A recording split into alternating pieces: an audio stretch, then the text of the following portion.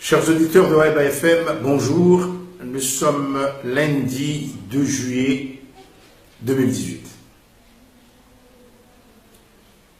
L'édito d'aujourd'hui porte sur ce premier jour de travail du référendum, de la campagne du référendum.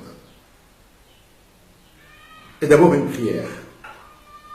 Ce serait bon que nos responsables politiques, face au texte de la nouvelle Constitution,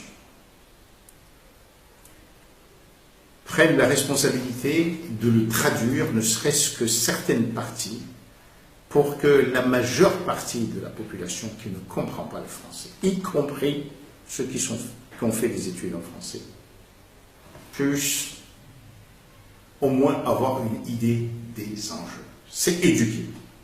Bien sûr, la traduction peut être imparfaite.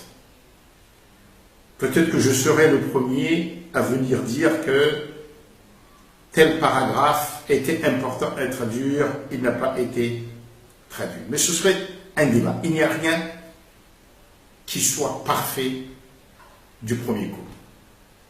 La démocratie, comme tout le reste, c'est une amélioration constante, quotidienne de ce qu'on fait.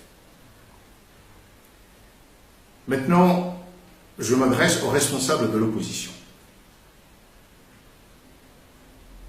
Il est regrettable, il est irresponsable de leur part qu'il n'y ait pas eu, en ce début de campagne, de déclaration,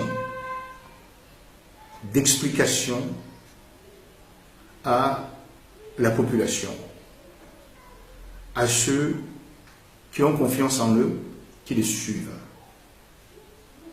C'est un respect pour leurs militants, membres et électeurs. C'est aussi un devoir pédagogique des responsables politiques.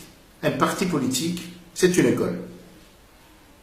C'est une école qui éduque constamment sur ses objectifs, sur ses idées, sur ses principes, sur ses manières de faire. Aujourd'hui, une grande partie de la population comorienne a regardé le résultat des dernières élections, peut-être même une majorité de la population comorienne, écoute les responsables de l'opposition. Une campagne est lancée. Vous êtes contre cette campagne. Dites-nous quels sont vos objectifs, quels sont ce que vous recommandez, vos recommandations, quelles sont vos positions.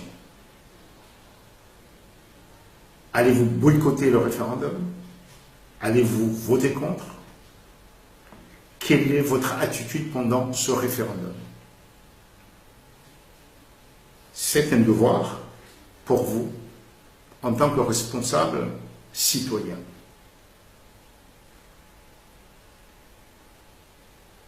J'espère que votre silence n'est pas le seul fait de désaccord et que même si vous êtes en désaccord sur les tactiques, vous pouvez faire des compromis parce que la démocratie est toujours un compromis. Et le combat démocratique le combat démocratique est basé sur des compromis de tous les jours. À demain.